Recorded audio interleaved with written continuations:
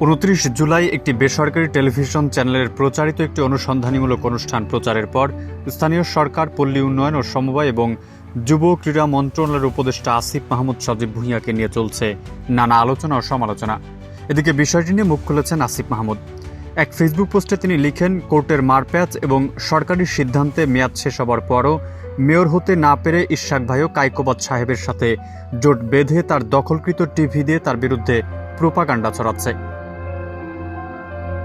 জুলাই গণঅভ্যুত্থানের সামনের সারিতে যে কয়জন নেতৃত্ব দিয়েছেন আসিফ মাহমুদ তাদের একজন।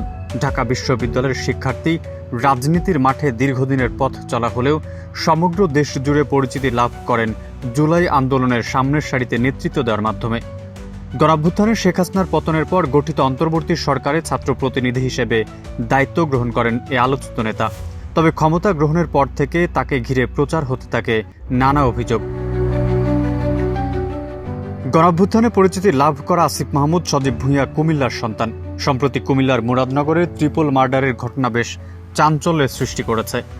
অভিযোগ উঠেছে, ট্রিপল মার্ডারের ঘটনার অন্যতম আসামিদেরকে ছেলের ক্ষমতা বলে আশ্রয় প্রশ্রয় দিয়েছেন উপদেষ্টা আসিফ মাহমুদের বাবা, স্থানীয় প্রাথমিক বিদ্যালয়ের প্রধান শিক্ষক মোহাম্মদ বিল্লাল হোসেন। এছাড়া আসিফ মাহমুদের পিতা বিল্লাল হোসেনের বিরুদ্ধে স্থানীয় এক ব্যক্তির পুকুর দখলের অভিযোগের বিষয়টিও উঠে এসেছে বেসরকারি টিভি চ্যানেলের ওই অনুষ্ঠানে।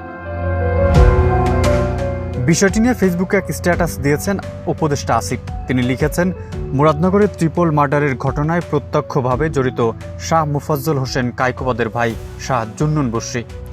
এমনকি এই ঘটনা ঘটার পর তাকে সোশ্যাল মিডিয়ায় উল্লাসে মেতে উঠতে দেখা যায়। সেখানেও আমার নাম জড়ানো হলো, অথচ গত 3 মাস ধরে আমি বা আমার পরিবারের কেউ এলাকায় যায় না। ভিকটিম প্রথম দিকে কোনো সাক্ষাৎকারে আমাদের কথা বলেনি। কায়কোবাদ সাহেবের লোকেরা তাকে কনভিন্স করে 1 মাস পরে সব বলাচ্ছে। আপনাকেই বলছি, ইন্স্যুরেন্স করলে স্মৃতিতে সুরক্ষা পাবেন নিশ্চিতে। তিনি পোস্টে আরও উল্লেখ করেন, মুরাদনগরে আমি এমপি ইলেকশন করতে পারি এই এক অজানা ভয়ে বেপরোয়া হয়ে উঠেছে কায়কোবাদ পরিবার। দীর্ঘদিন ধরে নিপীড়িত এলাকার মানুষকে সন্ত্রাস, চাঁদাবাজ থেকে মুক্তি দিতে চেয়েছি। এলাকা থেকে এমপি হবার কোনো খায়েশ নেই আমার। নিজের সক্ষমতার মধ্যে শুধু মানুষের জন্য কাজ করতে চেয়েছি। তাও করা সম্ভব হবে না বলে মনে হচ্ছে।